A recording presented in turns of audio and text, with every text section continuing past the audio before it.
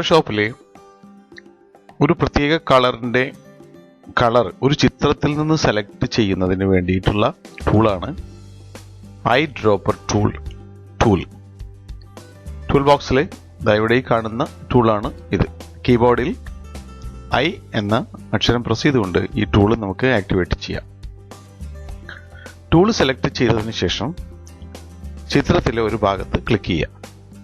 Click ചെയ്ത് കഴിഞ്ഞാൽ ആ ക്ലിക്ക് ചെയ്തിടത്തെ കളറ് നമ്മുടെ ടൂൾ ബോക്സിൻ്റെ കളർ വല്ലിൽ കാണാനായിട്ട് സാധിക്കും. ഇവിടെ ആ കളറ് ഫോർഗ്രൗണ്ട് കളറ് മാറിയിരിക്കുന്നത് പ്രത്യേകം ശ്രദ്ധിക്കുക.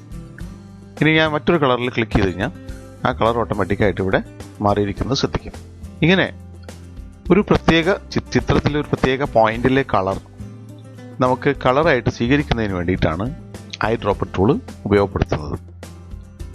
ഇത് ക്ലിക്ക് ചെയ്യുന്നതിൽ അല്ലാതെ നമുക്ക് ക്ലിക്ക് ചെയ്ത് പിടിച്ചു കഴിഞ്ഞാൽ ഒരു സാമ്പിളിംഗ് റിംഗ് നമുക്ക് കാണാനായിട്ട് സാധിക്കും. ഈ സാമ്പിളിംഗ് റിംഗിൽ ഒരു ഔട്ടർ ഏരിയ കാണുന്നുണ്ട്, റിംഗ് അത് കളർ മാറുന്നില്ല. എന്നാൽ അതിനകത്തെ ഒരു റിംഗിലെ കളറിലെ പകുതി ഭാഗം മാറുന്നതും പകുതി ഭാഗം അവിടെ കോൺസ്റ്റന്റ് ആയിട്ട് നിൽക്കുന്നതും കാണാം. മുകളിലത്തെ പകുതി ഭാഗത്താണ് നമ്മളിപ്പോൾ പോയിന്റ് ചെയ്തിരിക്കുന്ന ഭാഗത്തെ കളർ കാണിക്കുന്നത്.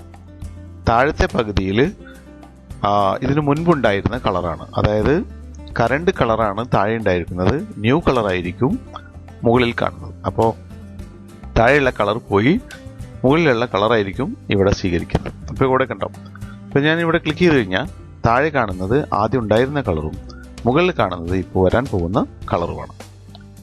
Current colour and new colour. ഇതിൽ ക്ലിക്ക് ചെയ്ത് കഴിഞ്ഞിട്ടുണ്ടെങ്കിൽ ഇവിടെ ഈ കാണുന്ന ഭാഗത്ത് നമ്മൾ കാണുന്നതും അത് തന്നെയാണ്, കളർ പിക്കർ.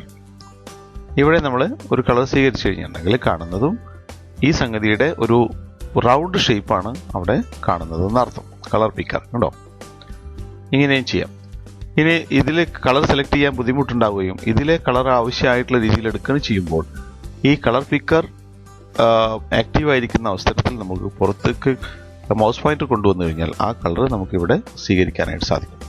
മാത്രമല്ല കളറിൻ്റെ വാല്യൂസ് എന്താ പറയുക,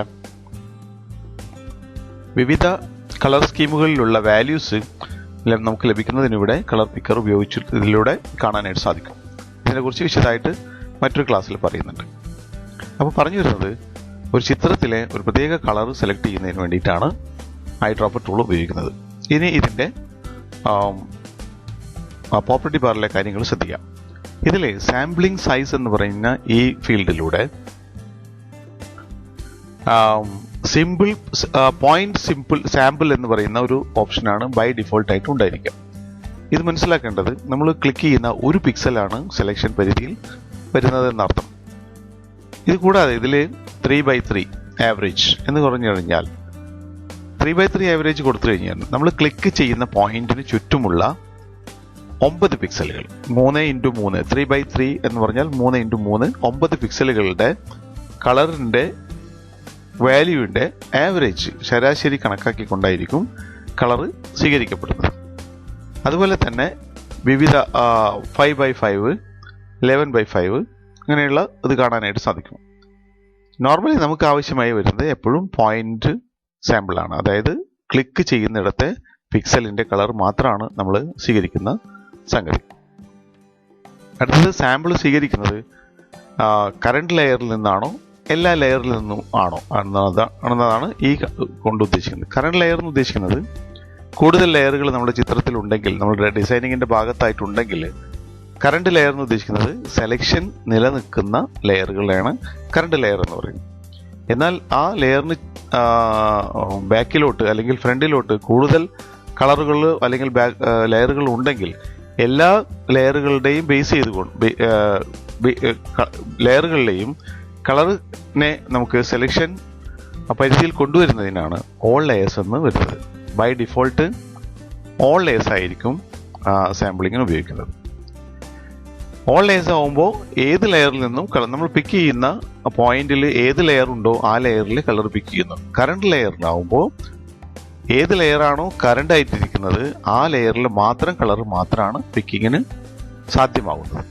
ഇനി സാമ്പിളിംഗ് റിംഗ് ഷോ എന്ന് പറയുന്ന ഈ ബോക്സ് ഇത് നമ്മൾ ഈ കാണുന്ന റിങ്ങിനെയാണ് സാമ്പിളിംഗ് റിങ് എന്ന് പറയുന്നത്. ഇത് കാണിക്കണോ കാണിക്കേണ്ടതോ കാണിക്കാതിരിക്കണോ അല്ലെങ്കിൽ ഷോ ചെയ്യണോ ഹൈഡ് ചെയ്യണോ എന്നുള്ളതിനെയാണ് ഇവിടെ ഈ ഷോ സാമ്പിളിംഗ് റിങ് എന്നുള്ളത്. അത് അൺചെക്ക് ചെയ്ത് കഴിഞ്ഞാൽ ഇത് ഹൈഡായിട്ട് കാണാൻ പറ്റും, ഹൈഡായിട്ട് പോകുന്നതാണ്.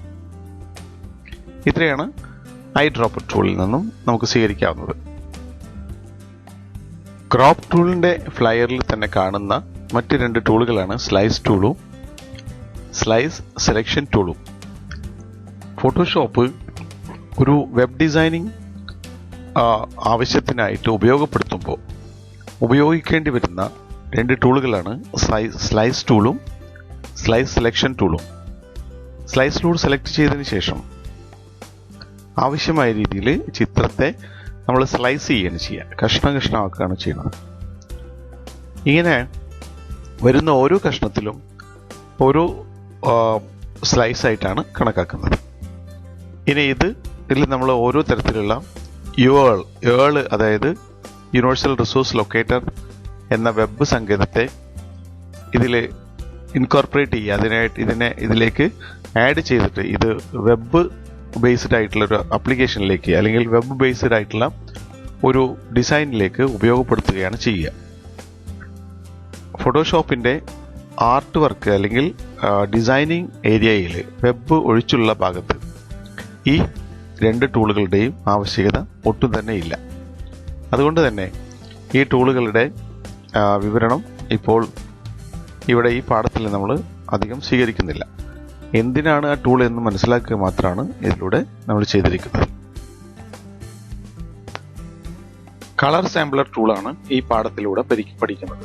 അധികമൊന്നും ഉപയോഗമില്ലാത്ത ഒരു ഡിസൈനറെ സംബന്ധിച്ചിടത്തോളം അധികമൊന്നും ഉപയോഗമില്ലാത്ത ഒരു ടൂളാണ് colour sampler tool. Colour sampler tool select ചെയ്യുന്നതിന് കീബോർഡിൽ ഐ എന്ന് പ്രസ് ചെയ്യുകയോ അതല്ലെങ്കിൽ ഷിഫ്റ്റ് ഐ പ്രസ് ചെയ്തുകൊണ്ട് കളർ സാമ്പിളർ ടൂളിലേക്ക് എത്തുന്നത് വരെ ഷിഫ്റ്റ് ഐ പ്രസ് ചെയ്യുകയോ ചെയ്തുകൊണ്ട് ടൂൾ സെലക്ട് ചെയ്യാം.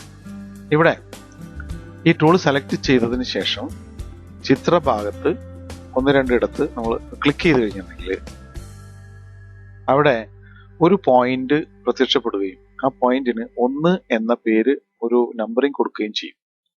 ഇങ്ങനെ 4 പോയിന്റുകൾ വരെ, പരമാവധി 4 പോയിന്റുകൾ വരെ നമുക്ക് ചിത്രത്തിൽ അടയാളപ്പെടുത്താവുന്നതാണ്. ഈ 4 പൊസിഷനിലെയും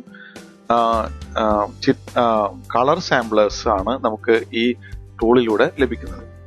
പ്രിന്റിംഗ് മേഖലയിലുള്ളവർക്ക് ഈ കളർ സാമ്പിളിംഗ് സാധ്യതകൾ ഉപയോഗപ്പെടുത്തിക്കൊണ്ട് പ്രിന്റിങ്ങിനെ നിയന്ത്രിക്കാനും അതുപോലെ തന്നെ അതിൽ ആവശ്യമായിട്ടുള്ള രീതിയിലുള്ള നടപടി സ്വീകരിക്കാനെല്ലാം സാധിക്കും.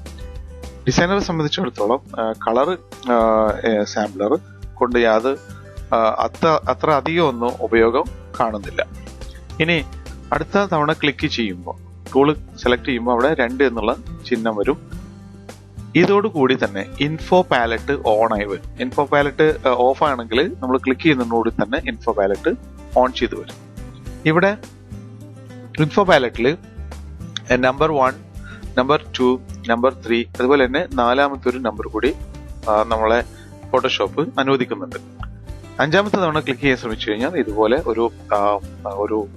ഒരു മെസ്സേജ് ബോക്സ് നമുക്ക് വരും. പരമാവധി 4 സാമ്പിൾസ് മാത്രമേ അനുവദിക്കുന്നുള്ളൂ എന്നർത്ഥം. ഇനി കീബോർഡിൽ ആൾട്ട് കീ പ്രസ് ചെയ്തുകൊണ്ട് നമുക്ക് അതിനെ കട്ട് ചെയ്യാം. അതിൽ ക്ലിക്ക് ചെയ്തുകൊണ്ട് ആൾട്ട് കീ പ്രസ് ചെയ്തുകൊണ്ട് ഒരു കത്രയുടെ ഷേപ്പ് വരും. അപ്പൊ അത് സെലക്ട് ചെയ്തുകൊണ്ട് നമുക്ക് ആ പോയിന്റിനെ ഒഴിവാക്കാനായിട്ട് സാധിക്കും. അതല്ലാന്നുണ്ടെങ്കിൽ ഈ ടൂളിന്റെ എന്താ പറയുക പ്രോപ്പർട്ടി ബാറിൽ ക്ലിയർ എന്നുള്ള ഒരു ടൂൾ കാണാൻ പറ്റും. അത് സെലക്ട് ചെയ്തുകൊണ്ട് നമുക്ക് മൊത്തമായിട്ട് ക്ലിയർ ചെയ്ത് പുതിയ സെറ്റ് ഓഫ് കളർ സാമ്പിൾസിന് തുടങ്ങാനായിട്ട് സാധിക്കും.